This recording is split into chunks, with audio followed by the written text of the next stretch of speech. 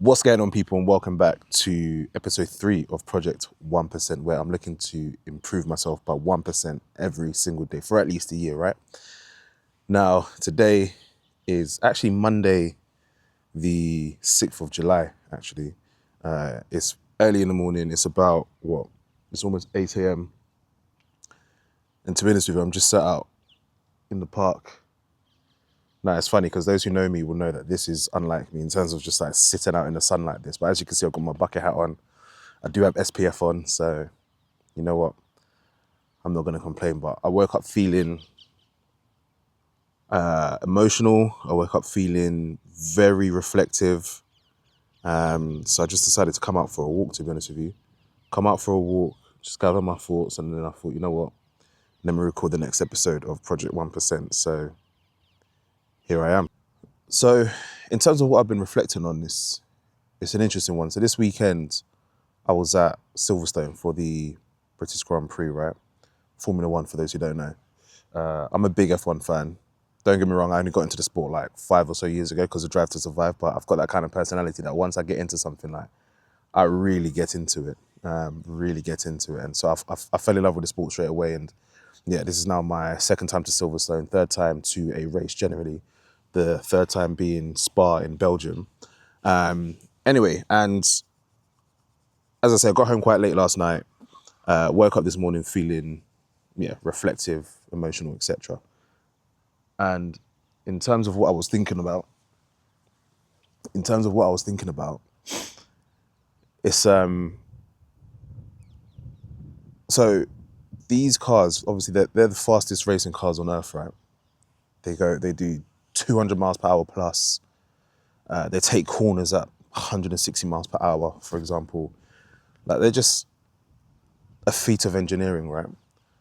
But what's interesting is that this year there have been new regulations, right? Which have actually meant that the cars, while they're the fastest racing cars on earth, they're not the fastest F1 cars there have been, right? They're actually a good couple seconds off the fastest F1 cars we've ever seen, right? And it kind of got me thinking, because if you imagine each team has obviously 2 drivers, a team principal or a CEO or whatever you want to call, whatever each individual team calls them, the head honcho of the team, strategists, engineers, all sorts of people, right? There's often, for some teams, up to 1,000 people working within one team, right? But the cars themselves aren't the fastest they've ever been. And so I'm looking at it, I'm thinking, right, these guys, they turn up to work day in, day out, right? To try and find, it's often tenths of a second. Because when you look at a qualifying lap, for example, there's only ever really like a second, max 2 seconds between first car and the second car. Over a 5-kilometer lap, that's outrageously close, right? But then this is a sport of tenths of a second, milliseconds, right? Thousands of a second sometimes, not often. And so the fine detail matters. And so it's interesting that everybody turns up day in, day out to try and find thousands, hundreds, tenths of a second for these cars today. So they're trying to beat performance from last week. They're not worrying about cars from last year or yesteryear. They're not worrying about cars from last year, 2 years ago, 3, however long ago, right? They're worrying about how they can make improvements relative to themselves and relative to those around them, right? Obviously, it's a sport, so yes, of course, you need to make gains relative to those around you, but generally speaking, they're looking to make gains relative to themselves, relative to last week's performance, right? How can we ink out these tenths of a second that we're looking for the marginal gain, so we can qualify in a better position, give us a better position to start the race from, right? And then the driver, through each lap, these drivers, again, on a lap, they're looking for a tenth of a second, which means braking a fraction of a second later, turning in a fraction of a second earlier, and stuff like that, right? Again, but they're not going to sit there and drown in sorrows of thinking, oh, but my lap time at this particular track this year is 1 minute and 25 seconds, whereas last year was 1 minute 23 seconds. That's not what they're worrying about. They are not last year. They're not driving last year's car. They are not in last year. So they're only ever worrying about how they can extract the best from what they've got now. And so The reason I make that, the reason I draw on this analogy is because, yeah, obviously I referenced it in my last video, right?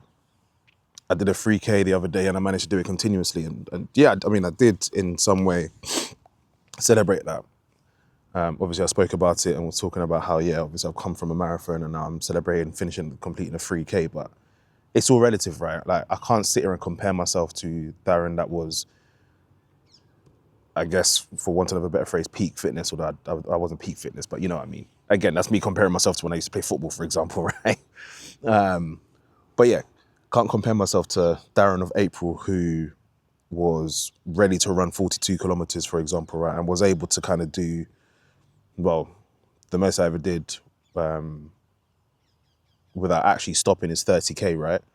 Obviously my 34K in Cape Town is an absolute anomaly of a run because that was just an absolute joke. Obviously the vlog's on the channel if you want to check that out. But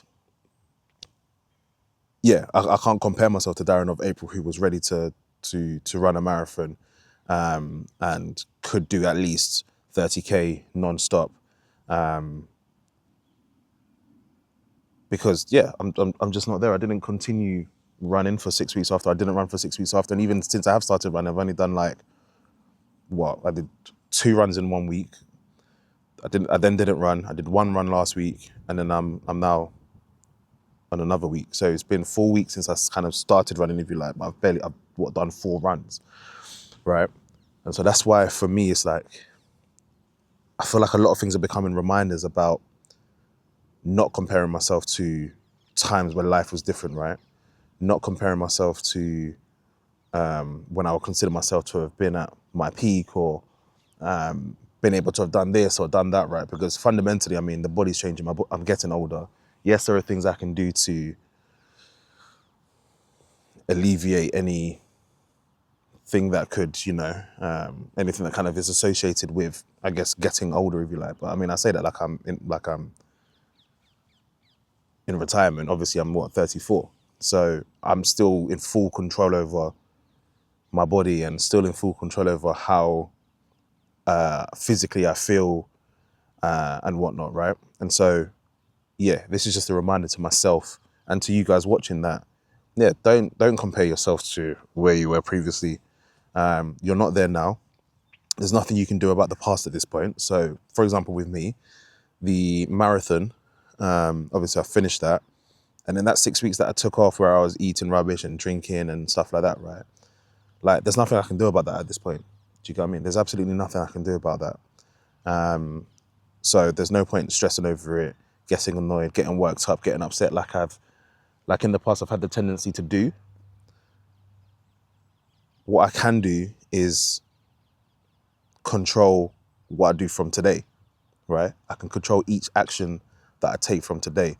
One thing I need to actually sit down and do as part of this Project 1% is actually sit down and work out, I guess, where I want to be by the end of the year, if you like, or where I'd ideally like to be, should I say, or where I am, who the type of person I want to be, etc. Right? So that's something I actually need to work out. But then ultimately, then becomes a game of every action I take and every step that I make is in pursuit of that goal and that person and that outcome, right? By the end of the time frame. And so, yeah, let this be a reminder to yourselves that control the controllables. If it's in the past, don't stress over it. There's nothing you can do about it.